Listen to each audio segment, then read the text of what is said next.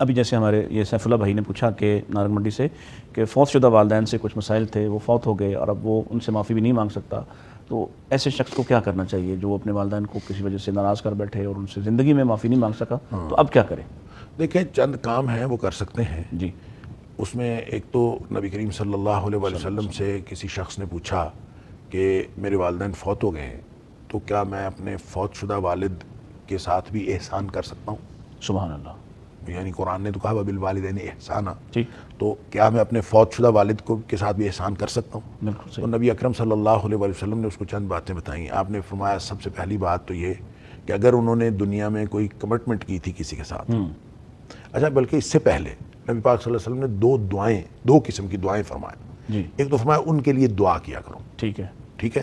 اب یہ دعا اس میں یہ مطلقاً دعا فرمائی. ٹھیک، اس کے بعد دعائے مغفرت فرمائی کہ ان کے لیے مغفرت کی دعا کیا کرو. سبحان اللہ، یعنی اس کا مطلب یہ ہے کہ عمومی طور پر آدمی جیسے رب ارحمہما کما ربیانی صغیرہ یہ دعا مانگتا رہے، اللہ ان کو درجات بلند کرے، اللہ یعنی جس بھی طرح کی دعا کرتا رہے. اور دوسرا خاص طور پر دعائے مغفرت کرے.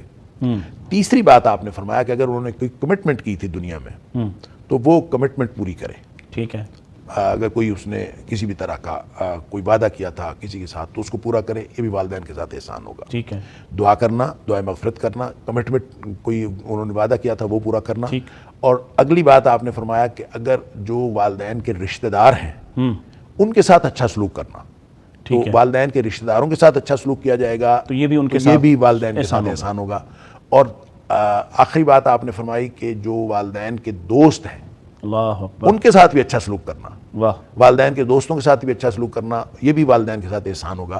یہ تو نبی کریم صلی اللہ علیہ وسلم فرمائی ایک ہی حدیث میں بات. لیکن بعض دوسری حدیث میں صدقہ کا تذکرہ بھی آتا ہے کہ آپ ان کے لیے صدقہ کریں. صدقہ کرو، تو کوئی بھی صدقہ جاریہ کسی بھی طرح کا ہو سکتا ہے. آپ ان کے لیے کچھ بھی دیں گے تو انشاءاللہ ان کو اس کا فائدہ ہوگا، اس کا فائدہ ہوگا، ان سے احسان ہوگا. کہ دیکھیں والدین کے ساتھ حسن سلوک کا ایک طریقہ یہ ہے کہ ان کے لیے صدقہ کیا جائے. جی، کہ آپ جتنا آپ کے پاس استطاعت ہے آپ ان کے لیے صدقہ کریں. کسی جگہ آپ قرآن مجید خرید کے مسجد میں رکھوا دیتے ہیں کہ لوگ پڑھیں گے تو میرے والد صاحب کو ثواب ہوگا، تو یہ بھی صدقہ ہے. آپ مسجدوں میں صفحے رکھوا دیتے ہیں، مسجد بنوا دیتے ہیں، کوئی کہیں نلکا لگوا دیتے ہیں. اس طرح کا کوئی بھی کام جو ہوتا ہے صدقہ جاریہ ہے. بلکہ پانی کے صدقے کو تو پانی کا صدقہ تو سب سے اچھا صدقہ ہے. تو کوئی صحابی آئے بھی تھے جنہوں نے پوچھا، ہاں جی، تو نبی کریم صلی اللہ علیہ وسلم نے فرمایا کہ پانی کا صدقہ جو ہے سب سے اچھا صدقہ ہے. تو لہٰذا پانی کا صدقہ کریں یا نلکا لگوا دیں، کوئی اس طرح کا کام. تو صدقہ جو والدین کے لیے کریں یہ بھی ان کو فائدہ دے گا. تو ان سارے کاموں میں سے کوئی کام بھی یا سارے کام کیے جائیں گے تو انشاءاللہ والدین کی طرف سے معافی مل جائے گی.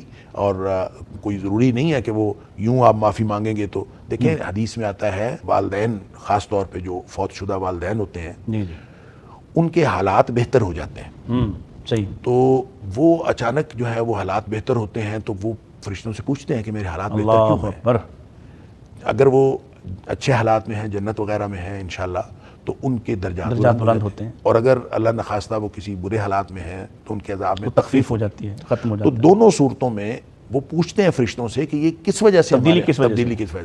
ان کو بتایا جاتا ہے کہ تمہاری اولاد نے تمہارے لیے دعا کی ہے. اللہ اکبر، اللہ اکبر. تو اولاد کی دعا گویا ڈائریکٹ ان کو فائدہ دیتی ہے. تو اس طرح تو ان کا وہ انتظار میں رہتے ہیں کہ میری اولاد جو ہے وہ دعا کرے.